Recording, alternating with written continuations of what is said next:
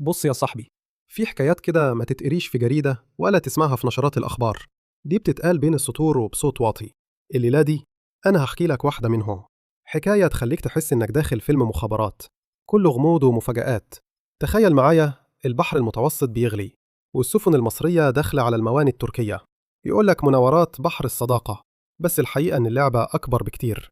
ورا الموج ده في تحالف بيتبني في السر، تحالف ما بين مصر وتركيا، والاتنين عارفين إنهم في مركب واحدة.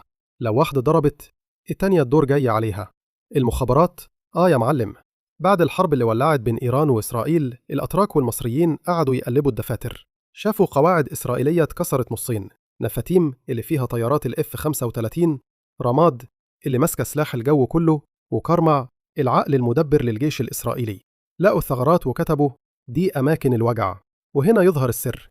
إيران بتضرب من بعيد آلاف الكيلومترات، لكن مصر وتركيا قريبين، واللي يضرب من قريب يوجع أكتر. حزب الله عمل فضيحة كبيرة رغم إمكانياته الصغيرة، فما بالك بجيوش زي مصر وتركيا لو لعبوا نفس اللعبة. وانت بتتفرج على الصورة دي تلاقي الكاميرا فجأة رايحة على الأمم المتحدة. إردوغان واقف يخطب، وأول ما جاب سيرة إسرائيل المايك اتقطع. يقولوا الوقت خلص، بس الإعلام التركي قال دي لعبة مخابراتية. والسيسي مش فارق معاه يروح أمريكا ولا يقابل ترامب، لأنه عارف إن الكلمة اللي ضد إسرائيل هناك تمنها غالي. وهنا يجي السؤال اللي بيحير الكل: ليه ترامب سايب نتنياهو كده؟ ده الراجل اللي خانه أول ما خسر الانتخابات وجرى يهني بايدن. السر إن نتنياهو ماسك مفاتيح الكونجرس والإعلام، وترامب مهما بيكرهه عارف إنه من غيره هيخسر اللعبة كلها. اللي بيحصل حوالينا مش مجرد أحداث عابرة، دي لوحة كبيرة بتترسم بالسر.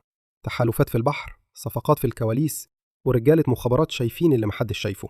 والخلاصة يا صاحبي، مصر لسه واقفة ودايما في لحظة الجد بتطلع وتقول: أنا هنا.